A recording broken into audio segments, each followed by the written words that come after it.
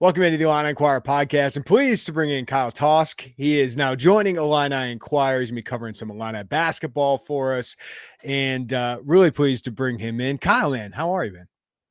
I'm awesome. Thank you, Jeremy. I'm super excited about this opportunity. I've followed you guys for a long time.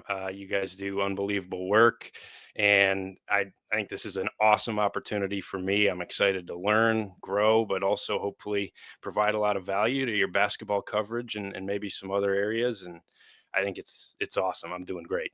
Yeah, so we announced you and Saeed Bravo is going to be joining us as an intern this semester as well. And we hope to have a long-term relationship here with Kyle. We're really excited about bringing him in. Very talented.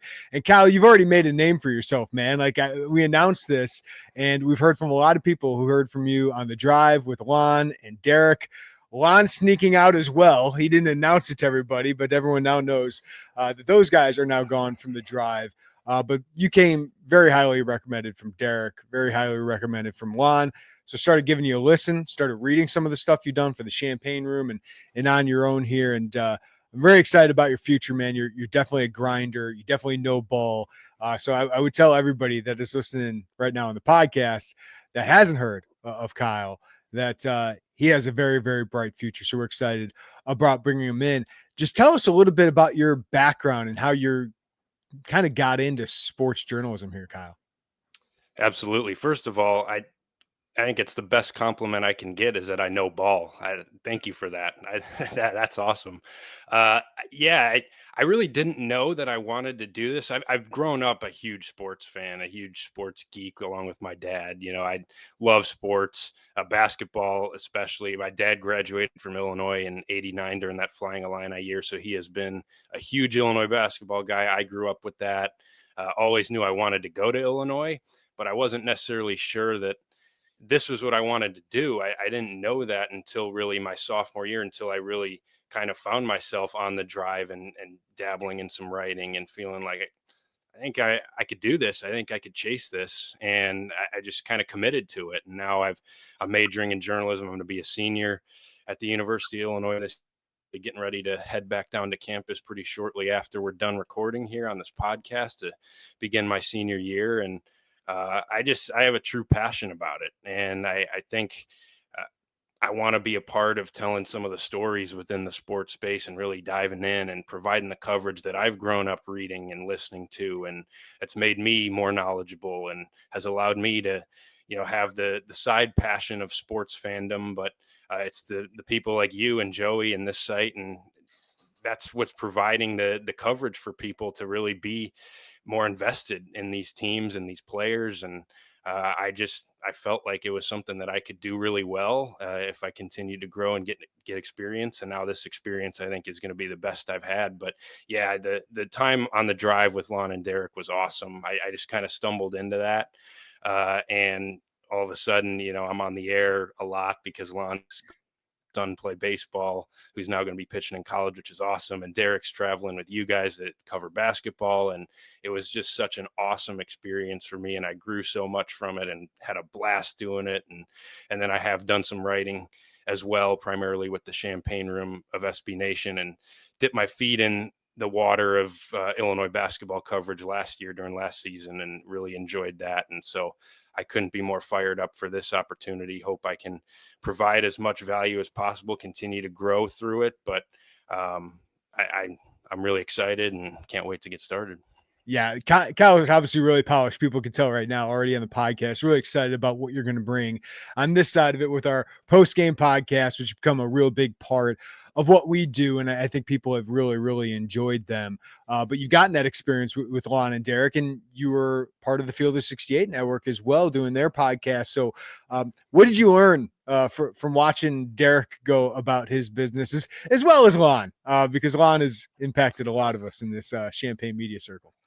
Yeah, first of all, can I just, I'm glad you addressed the fact, but Lon just found a way to weasel his way into retirement without telling anybody. And then it wasn't until you had your great post on Twitter and some people started finding out that he finally got the love and appreciation that he deserves for a 15-year radio career that he just tried to weasel his way out of without anybody knowing. So shout out to Lon. I'm glad you called him out for it, Kyle. And here's the thing. I think Lon is enjoying all the nice things people are saying about him. Why wouldn't you? He told me it would have been too emotional. Like, I knew when we did that podcast, he probably wasn't coming back to radio, but he didn't want to announce that. So I respected that. But come on, like once you're done and we hear you're not on the radio and there's a new group of guys on there, and congrats to those guys. Hope for all their success. But like, come on, we're going to acknowledge it. So Trevor first sent it out, and then Derek and I had to say something too. Yeah, I understand that part of it, but we can't let him get off that easy. I mean, come on, 15 years deserves a celebration of some type, and the outpouring of support. He was fantastic mentor for me, was great. And really just, I think the contrast of those two guys and the way that they approach things, I think was so awesome. It worked so well together. And I can take little things from each of them because they were both very knowledgeable. They were both great and entertaining, but they approached it a little bit differently, where Lon is just the entertainer, the storyteller, keeps things light. I think I've heard many people echo this, but I was always amazed at the way that he interviewed people, the way that he kind of just made people feel at home in an interview. And even people that, we had guests on our radio show that Lon had known for 20 years, and we had people that he'd never known before. And every interview felt like the same. Like it was just two friends chatting sports. And I just think he had that unbelievable ability to connect with everybody. And then Derek is he's a guy who can lay things out in a way that is so digestible and understandable, still throw his little one-liners in there that I loved, and still make it so entertaining. But he's a guy who comes with the information, the content, can break things down in a way that I think everybody can connect with. And I just think it's the contrast between those two guys, the way they work together, the way that they both approached sports media and sports radio in a different way, but also in a lot of similar ways as well, is something that, you can take little bits and pieces of and try to blend them into being the best person you can be. And I hope to be able to do that myself. All right. So I grew up about an hour south of Chicago in farmland. Joey grew up around the Pekin area in Iowa. You grew up in the Chicago suburbs. Joey is a Cardinals fan. I'm a White Sox fan. You're a Cubs fan. So we're getting a little balance here, a little nice representation of the state here. Yeah. The Cubs are having a good season. We just went through kind of one of those patches where the world is ending. The Cubs aren't, they lost a few games in a row. I haven't been playing great, but it's been a pretty fun season to be a Cubs fan. Of course, I don't know how the Brewers do this every year. I mean, I thought in May. Reminds me of the Twins all my life. Yeah. It's like, how are they doing this with less and they keep winning? I don't understand it. I thought in May, this is awesome. The Cubs are going to glide their way to a division title. And then here come the Brewers rattling off like 36 of 40. But finally some playoff baseball for Cubs fans. Hopefully you as a White Sox fan get a return to playoff baseball sometime soon. I do like what the White Sox are building there a little bit. I kind of like that we have actual baseball players coming up through the system. Yeah. That is nice. All my expectations are for after whenever, how long the strike will be. That's post-strike. Look out for those White Sox. But I'm excited to hopefully, knock on wood, it's not guaranteed by any means yet, but I'm pretty confident the Cubs will finally be playing some playoff baseball again. It's been too long for the Cubs to be back in the postseason. Their last postseason appearance was that 2020 COVID year, which I barely even count as a real season. So their last real postseason appearance was like 7 years ago. So I'm excited to watch that. But yeah, hopefully I can provide a little bit of balance here to the Inquirer team, get a little Cubs fandom in the staff. Yeah, and you can flex the muscle over Joey right now and me, but I kind of know where we're at. 2020, the COVID season was like the last time the White Sox were fun because that's before we hired Tony La Russa. It's not even really worth kind of beating down the White Sox fans right now. No, right? Like it's not worth any effort. They know they're bad. We're beating down ourselves, right? That's how we kind of handle things. So our ad guy, Alex, likes to send me some of the product that we sponsor on this show so I can share some anecdotes about the product, which is great. It's fantastic that he does it. But when a cooler full of Omaha Steak shows up at my door, I get a little excited because they are fantastic. My wife and I ripped immediately into the sirloins and cooked those up just based on the grilling guide they send along with you. So even if you don't have great grill experience, they tell you exactly how to cook these things to perfection. And I got to say, these are some of the tenderest steaks I've ever had. Since then, I've had their chicken breast. I always have chicken in the fridge, but this chicken was some of the tenderest I've ever had. We just had some of the sirloin tips. Just fantastic meat all around. And that's what you get with Omaha Steaks. Handcrafted steaks to other family grilling favorites. They deliver the world's best steak experience. They also have juicy burgers, deli-style franks, meaty chicken wings, and more.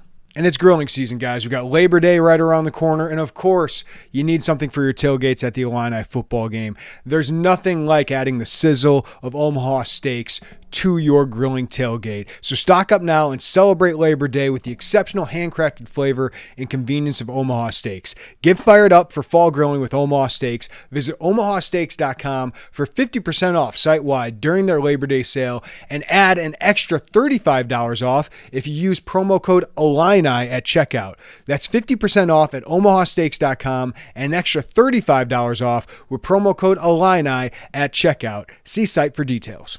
All right, Kyle, I want to talk a little bit of Illinois basketball.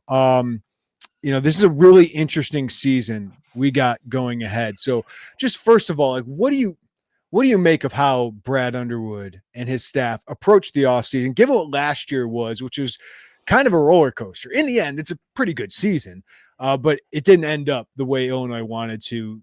Another first weekend exit in the NCAA tournament, despite a very nice win in the first round. The second round game was obviously a big disappointment against Kentucky. So what did you make, or what stood out to you about how they approached the offseason? I think they did the right thing in terms of prioritizing the retention of those key pieces. Particularly, I think it's so important to have those two guys in Kylan Boswell and Tomislav Ivicic as leaders of the team coming back, and guys that I think just give you the continuity from a player standpoint within the program that you didn't have last year. And I think is just so important in this day and age with so much player movement. And I even just look at examples of the last three Illinois teams. 3 years ago, you kind of turned over an entire roster. You didn't really have that leadership coming back because you had a first-year Terrence Shannon. Matthew Meyer was coming in. You had a bunch of young guys. Coleman Hawkins was a junior, but he had just kind of made his mark at the end of that past season, wasn't really ready for a role like that. And that team was very inconsistent, bumpy ride. That was the year that you asked the fart noise question about leadership and everything. And I think you had those inconsistencies. That's my legacy. Yeah, I'll go. And then 2 years ago, you had it. You had Terrence Shannon coming back in his second year in the program. You had a fourth year Coleman Hawkins. You even throw Luke Goody in there, some of these other guys. And it just felt like you had the right mix of older guys coming back that had been in the program that can help kind of mold the Marcus Damasks and the Quincy Guerriers and Justin Harmons in an already established foundation. And that team went to the Elite Eight, was pretty steady throughout the season. And you turn to last year, and it's a similar situation where you just didn't have any of that continuity. You didn't have guys that had been there, done that, and you're just throwing a bunch of new pieces together, trying to mold them. And there was high moments, but there was also a ton of peaks and valleys with that team. And so now I think this year's team mirrors a lot more that team 2 years ago that found a lot of success because you bring back Boswell and Ivicic, who I think are just going to be such important leaders on this team. Setting aside the fact that I think both those guys are going to have huge seasons on the floor. But for a guy like Tommy, he's going to have his brother here now. And I think that'll be really important to get the most out of Big Z, is having a guy who's been here who can kind of bring him along into what Brad Underwood wants to do. There's going to be a comfort level there, but also two guys coming from overseas that are making the same transition that Tommy just made last year. I think he is going to be a super important resource, particularly for those two guys, and somebody that has thrived making that transition at Illinois. And then Kylan Boswell is a guy that I really like some of the emotional leadership qualities that he's had. I mean, he's a guy who plays with a lot of passion on the floor. And I think based on the sounds of it, when you guys talk to him in August and just kind of seeing the way he's approached the offseason, I think he's ready to kind of take control of this team, make it his. And I think that's going to be really important, just to have those two key foundational pieces back. And Illinois prioritized getting both those guys back. And then you went and you really found what you needed to piece around those guys. Stojakovic is a perfect fit for this offense, fits perfectly with the front court. I think you can get the most out of his game. You went and got a pseudo KJ replacement just in terms of an on-ball creator in Mihailo Petrovic to pair alongside Boswell to put him in his most natural position. You went and I mean, I didn't mean to leave out Ben Rickhouse from the retention angle, but you prioritize getting a guy like him back, and then you piece together a front court piece that gives you something a little bit different in David Mirkovic, where you can mix and match those things. So I just think it's the right mix. It's a veteran team, but the retention, I think, was a huge piece of it, because you got two guys who I think are both going to be able to take control of this roster from a player standpoint, but also have a ton of trust from Brad Underwood, kind of be the extension of him on the floor. And I think that's going to make life easier for all the new pieces that they brought in as well. You brought up Boswell, and I think his leadership is kind of like Trent Frazier's. I don't know if he's the guy on the court that just shows how it's done, right? And I just think he's a gamer. You trust him to do that. From everything I've heard is we should not overlook Tomislav Ivasic's leadership. I've heard this is his team. And you think of year one, he couldn't do that, right? You can't do that when you come in to a new country. We didn't know he was going to play right, until right before the opener. He got cleared by the NCAA, but now it's like the team is kind of becoming him. And I think there's a lot of toughness to Tommy. I think physically he's got to go a little stronger, but he's doing that. Plus, he's one hell of a player, Kyle. He's what you run your offense through. He does so much for you defensively, even if he's not great at hedging screens and all that, and you're limited to drop coverage for most of the time. He does so much of that. And I think you're right. Having a guy like that that's been through it for David Mirkovic. I heard Tommy stayed while some of the other players left campus for a week to kind of enjoy themselves before classes start up. He stayed to help David Mirkovic kind of assimilate here. And you think of that as leadership right there. And then Mihailo Petrovic is supposed to be here within the next week or so, from what I've heard. And having Tommy, who's a similar age to Petrovic, having gone through that, he's the most important player on this team, in my opinion. Boswell is really important. Andrei Stojakovic is really important, but Tomislav Ivasic, there's a case he was the MVP of last year's team just because of his consistency. But now entering this year, he's one of the best centers in the country. So, I get the excitement of all these other players, but it all starts with Tomislav Ivasic, in my opinion. There's no question. Yeah, he's the engine to everything you do offensively. He's the reason I think Illinois has a chance to be a top 10 offense in college basketball this year. And I'm interested to see the next level that he can even reach, because he was so good last year. And even when he wasn't, having these big box score games that jumped off the page, he just opened everything up, and he's always going to do that. And I think you can do so many different things with him. I'm curious to see how much they play through him offensively more so than last year, because we saw flashes of that, and there were certain matchups and games where they really went to him a lot. I think he could be a huge part of that, just as a playmaker, as a guy who kind of, is more the point guard to your offense at times, whether it's Petrovic off the floor, you're just letting him make decisions from the high post or the top of the key and really playing through him. And, then you can get more out of Andrei Stojakovic as a cutter playing off the ball, and Kylan Boswell using his physicality. So I'm curious to see kind of some of the new ways they tap into his game, but I also I'm curious to see what the next level for him is, because he averaged about 13 a game last year. I think he could take a big leap in that department. Now, seeing what he's done with his body, if he can get a little bit more physical, he's never going to be a low post big, but if he's a guy who can add that to his game, especially if he's got a smaller guy on him, or if Illinois is going through an offensive drought and you just need an easy bucket, you throw it into him, and he's got a little bit more to his low post bag to add to go along with the 3-point shooting, which you don't question at all. I think he could lead the Big Ten in 3-pointers made from a front court guy, maybe even the country. I mean, he's that good. So he opens everything up. I think he's going to get the best out of Andrei Stojakovic playing alongside him, because the spacing that he's going to provide Andrei to just do what he does best, put his head down, get to the paint, score, get to the rim.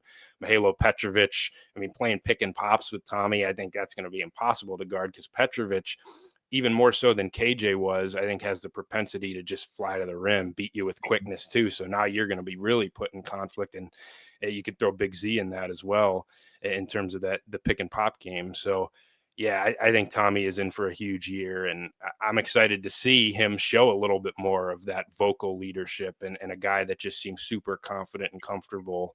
I think you'll really see that on the floor. Yeah, I think what gets you so excited about this offense, along with just the skill sets they have, is Petrovic brings a 21, 22-year-old point guard when KJ was, he's really a combo guard. But he was 18 and he played like an 18-year-old at times. And we know the turnover troubles he went through. So you should just be more efficient with turnovers decreasing, but you should be a lot more efficient because you should shoot better, right? Like Tommy should shoot better. Kylan Boswell should go from 25% to more towards his career average, whether that's 35 or 38%. We started to see that a little bit later on in the year. I think Ben Hummerkaus will be more comfortable, more confident this year, Kyle. And then the keys will probably be Petrovic, who's not a great three-point shooter, but can shoot them. And then Stojakovic taking another step forward. So you mentioned him, kind of a perfect fit, and I agree with the wing. He's kind of a two-way player as well, which they clearly need more of those guys to go along with Boswell. So what are your expectations for Andre Stojakovic going from the high usage, high scorer at Cal on a bad team to a good team at Illinois? Yeah, I think you're going to have to try to find the right balance in his game that kind of meets in the middle of the guy he was at Cal, where he was on ball all the time. He was that offense. He was asked to do so much, didn't have much spacing around him, didn't have much secondary creators around him. And that's where I think you saw the efficiency numbers weren't great, but he's taking a lot of tough shots. And he was just a guy that, when offense broke down for that Cal team, it was Andre, just go make something happen for us. And you're not going to have a lot of help around you. And I think he's not going to have to do that on this Illinois team quite as much, but I don't think you necessarily want to, on the other end of things, just, make him a complementary piece that's not involved very often, or just a floor spacer that sits in the corner for most of your possessions. I think you still want him to be on the ball as much as you can, creating.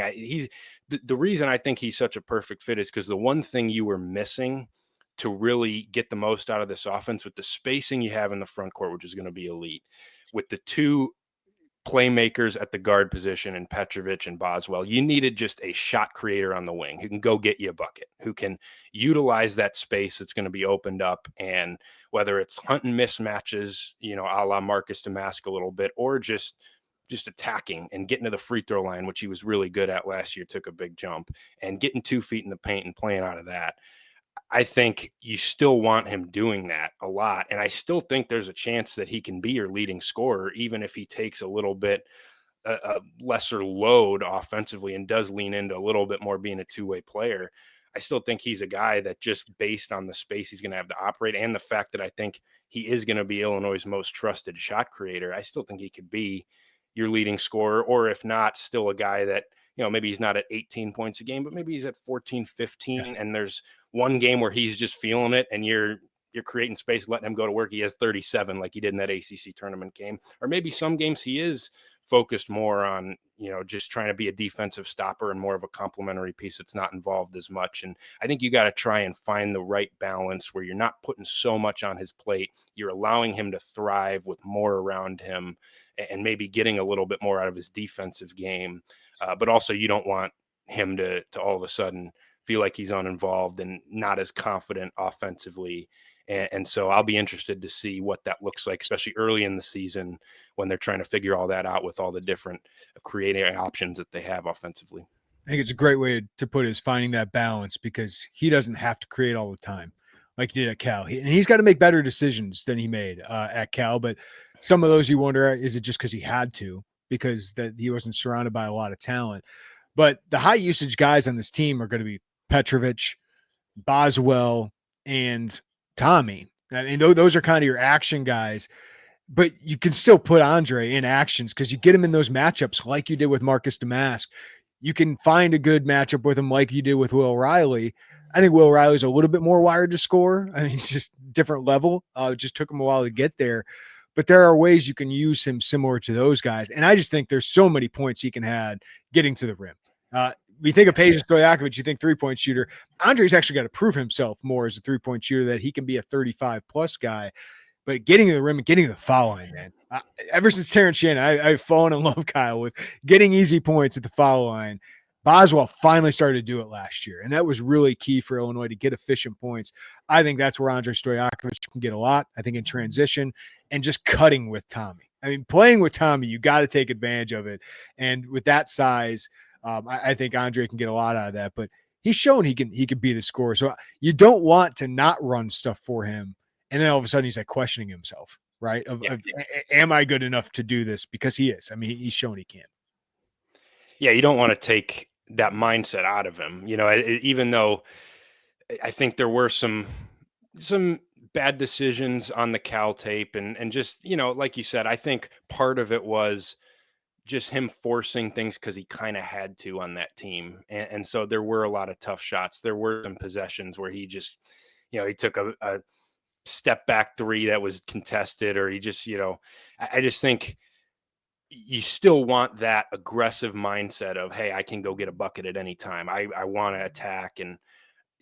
But I think you want to try and rein it in and just stick to what he's good at and make sure that, his game can be maximized around the pieces that are around him. I think in general, just to stick on the offensive side of things, the thing that excites me the most about this team is the fact that I think they're going to be a lot more multidimensional offensively than they've been. I think there's so many different things that you can do with this entire group compared to last year, where I do think you fell into the 3-point reliance a little bit too much. And honestly, the KJ reliance a little bit too much, where it was just all on him to go make something happen.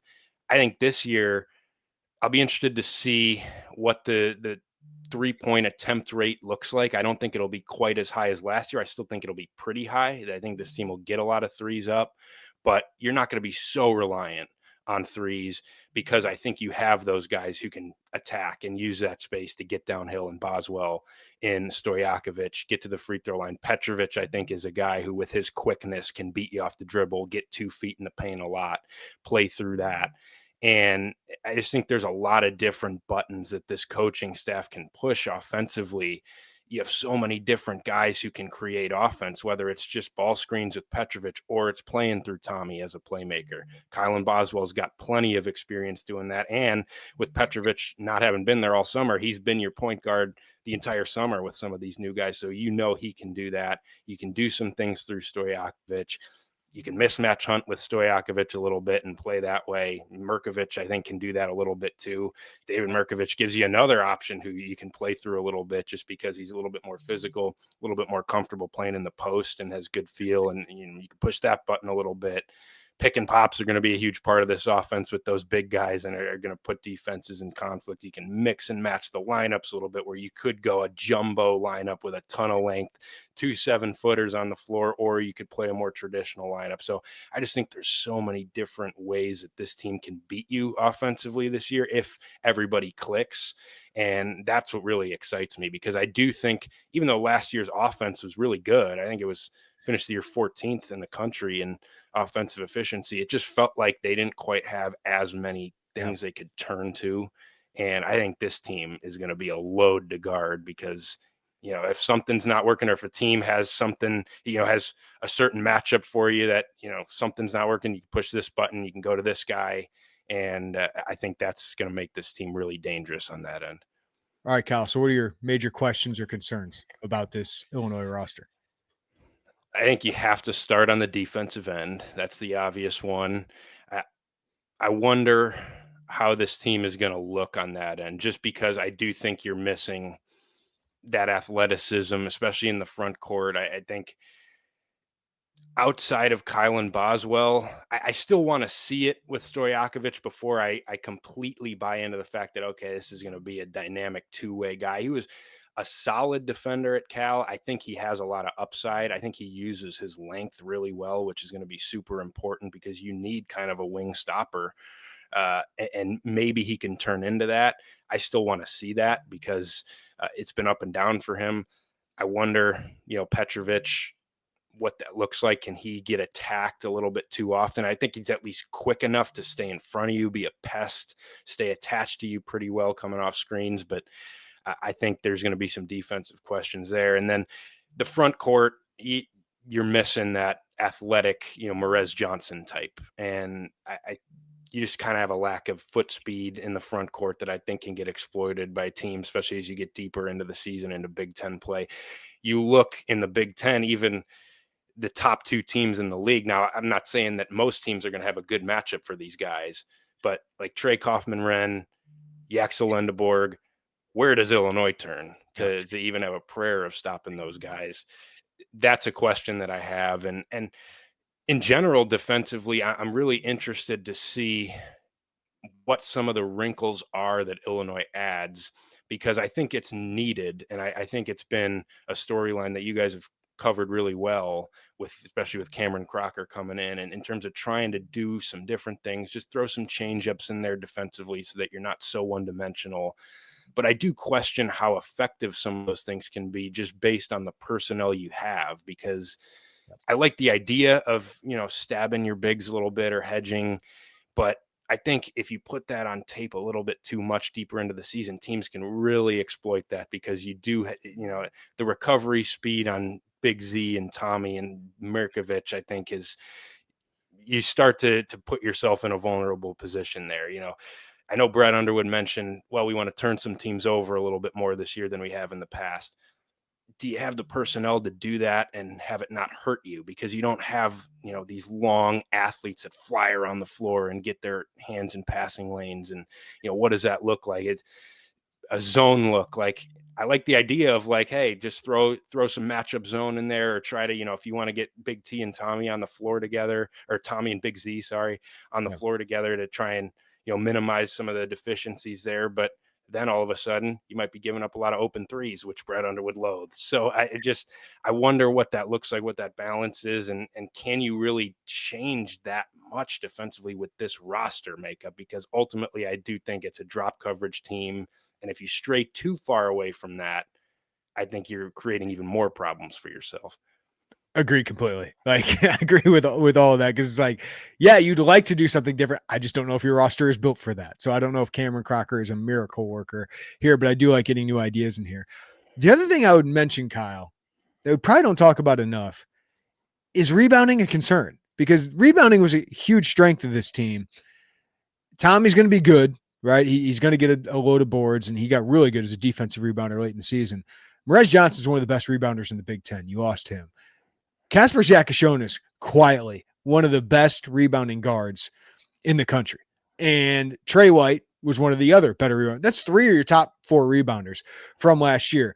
Andrej Stojakovic is okay as a rebounder, but Kylan Boswell's got to pick up some of that. I don't think Mihajlo Petrovic is going to be a great rebounder. So David Mirkovic, I really like. Is he going to fully replace Morez Johnson? I'm not sure.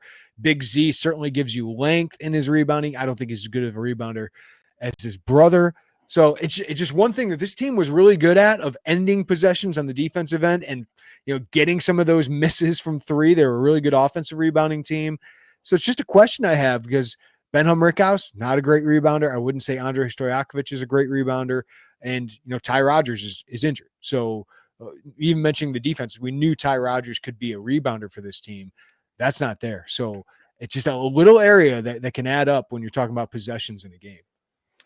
Totally agree with that. And I think that is where the Ty Rodgers injury hurts you the most, because losing Morez Johnson from a rebounding perspective is huge, because he single-handedly, to me, for the most part, made Illinois the rebounding team that they were last year. I mean, this was a top 20 offensive rebounding team, one of the best overall rebounding teams in the country.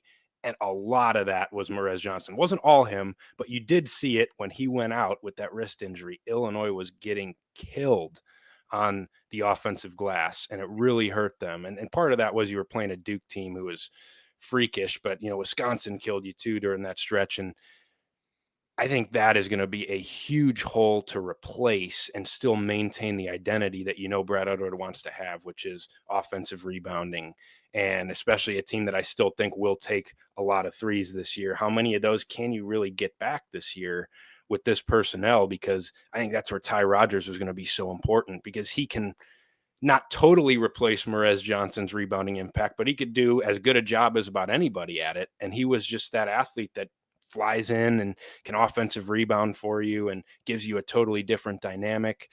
you don't necessarily have that guy now. I do think your front court will be pretty good rebounding in general. I'd like to see Ben Rickhouse give you a little bit more, but I think Mirkovic is a huge addition for that. And I think both Tommy and Big Z are good rebounders, especially defensive rebounders.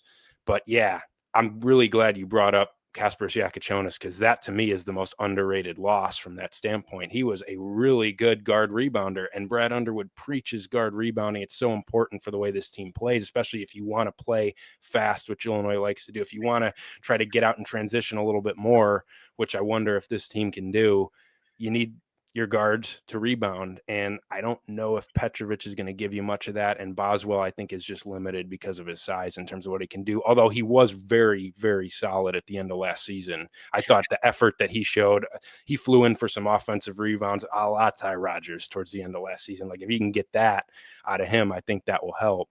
But and that's where maybe you hope. I mean, Petrovic helps a lot on the offensive side, but maybe he can just attack that more. So you have Petrovic that'll be your deep guy, because he's not going to really be an offensive rebounder. If you can have Highland focus on that a little bit more, it'll be interesting.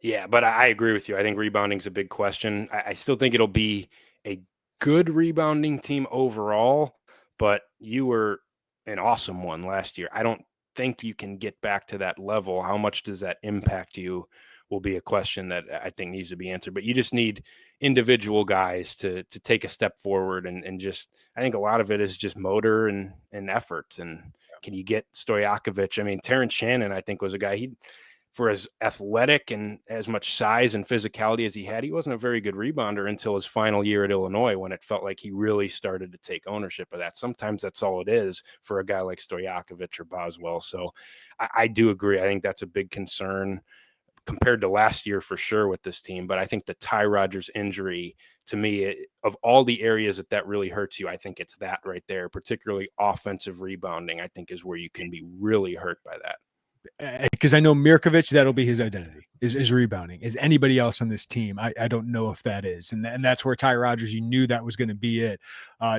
Mirkovic certainly helps you in that area, but that'll be interesting to watch. The other thing would be guard depth, right? I mean, with Rodgers could play some guard for you. Obviously, probably a dunker spot on offense, but can handle the ball a little bit.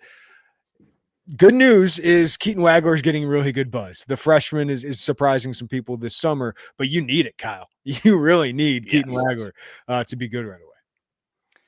Yeah, you need somebody to step in, because you feel great about your starters at the 1, 2, 3 with Petrovic, Boswell, Stojakovic. You'll feel great about those guys. I think all of them will play quite a bit, but who's going to step up and give you minutes behind them? Because that was going to be Ty Rodgers' role. He was going to piece in at all those spots, play a little bit of guard, play a little bit of wing, maybe a little small ball front court. Now you lose that piece, and it is on a freshman now to step up. And Katon Waggler sounds like he's in line to potentially be that guy, and you're really going to need it. And it's, at least to me, you're counting on him from that perspective off the bench, but it's still a lot different than counting on a younger guy to do what Kasparas was doing, to do what Will Riley, even 3 years ago when you had, a freshman point guard battle, and we need one of these freshmen to hit between Jaden Epps and Sky Clark, and let's hope that one of them does. Katon Waggler still, there's not going to be a ton of pressure on him, but he is going to get an opportunity, and you're going to need him to at least produce a little bit. And and can Jake Davis take a little bit of a step forward to give you some more wing depth? Like, I think he kind of is what he is, but how much can he play? I think you are looking for that guy to step up. And if it is going to be Waggler, it excites me, because I think he has a skill set that can give you a lot, and he gives you another secondary playmaker to bring off the bench. But more than that, he's just a guy who can space the floor, make shots. There's not going to be a ton on his shoulders. Just go out there, give you solid minutes off the bench. I'm excited to see what he can do. I don't want to put expectations too highly on him, because I do still think that there's going to be a big adjustment physically at the Big Ten and high major level for him. But all of a sudden, you didn't really think you were going to need your freshman to step up. You thought it was going to be more of a developmental process for both him and Brandon Lee. Now one of those two guys really needs to step forward and at least give you solid bench minutes. And it sounds like, based on what you've reported, that Waggler's had a great summer, and that's exciting because you really need somebody, one of those two guys, to be having a great summer, or you're going to be really lacking that depth off the bench. Kyle, what are you interested in that non-conference schedule release? What stood out to you? It's just a really exciting schedule because you're going to get a lot of tests, and all 5 teams, well, maybe Missouri to a lesser extent, but the 4 teams that you're playing in the non-con, the 4 high major teams outside of bragging rights, I think will test you in different ways that I think will be really good for this team. Texas Tech is an older team. It's got JT Toppin in the front court, dominant interior presence. He is going to put your ball screen defense in a ton of trouble in that game, test you really early, really test the athleticism and the physicality of your front court in that matchup. I think that'll be great, but you also get that game at home, which I think is a great opportunity for Illinois to get an early quad 1A type of win to add to their resume. But then you got Alabama. They're going to run. They're going to test your speed. They're going to test your athleticism, and they're going to test your ability to outscore them. And I think that's kind of the identity of this team.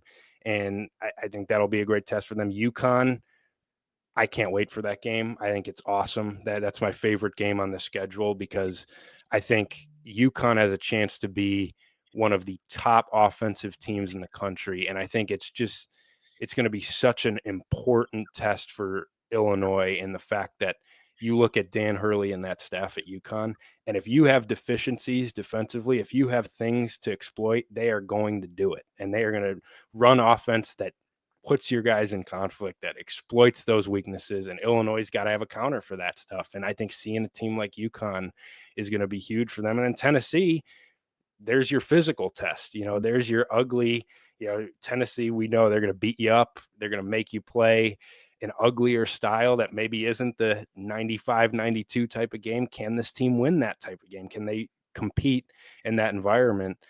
I think it's just so many different styles of team on the non-conference schedule that just gives you a little bit of a different test. But I think it's great. I keep seeing some of these non-conference schedules released where it's just a joke. I mean, some of these are just ridiculous in terms of you're not testing yourself till your first conference game. And I think I just love the approach that Brad Underwood has taken in terms of saying, give us as many awesome teams as you can find. Let's go out there and see what we have and test ourselves. And this schedule gives you so much of that. And what I love about basketball, unlike football, it doesn't hurt you. It doesn't. Right. It only helps you for the most part. So I love the way Brad Underwood is scheduling this. So Kyle, we hope to catch up with the team at some point in the next month or so.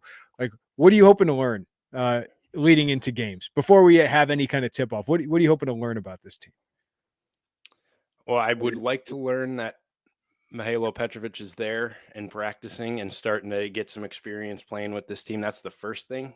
I think that'll be important, but I just think, how some of these pieces are coming together. I think the defensive conversation, I think, will be one to monitor as we get closer to the season. I mean, not that we'll necessarily get an idea until we actually see it on the floor, but just, how this team comes along with that, some of the different things that you can do there. I'd like to see the momentum continue for a guy like Katon Waggler, because I think you're going to need that. And, but I just think it's still, even with the continuity that you have, there is still just so many different pieces that you have to get all of them here and playing together to get right and to figure out what you have. And so I'm interested to just see how that comes along. And now you add Petrovic into the mix here, hopefully soon here in the fall. And I think that just gives you a totally different dynamic and a guy that is going to be on the ball a lot. And how does that open up things for everybody else? How does that change what Kylan Boswell can do? And I just think it's still going to be a gelling process for this group and trying to find out where everybody fits. And I'm interested to see how that goes as we get closer to the season. Awesome. Great stuff. Kyle Tausk. I am excited about you joining our crew here. It's going to be a lot of fun. I think people have heard in this podcast, like, you know what you're talking about, and you're a great addition to our team. So safe travels down to Champaign, and can't wait to get you rolling here, man. Thank you. Yeah, I'm excited. Can't wait. And hey, I'm excited that we still can fit in some basketball talk here because that's ultimately my jam. But I am very excited a week from today to see a football game scheduled at Memorial Stadium. So that I can always use some football in my life as well. They have the number 12 team in college football right now. We'll see. They can continue that momentum. But right now, football is probably ranked higher than basketball. But there is always time for basketball chatter in Champaign, Illinois. Kyle Tausk, appreciate it as always, man. Thank you.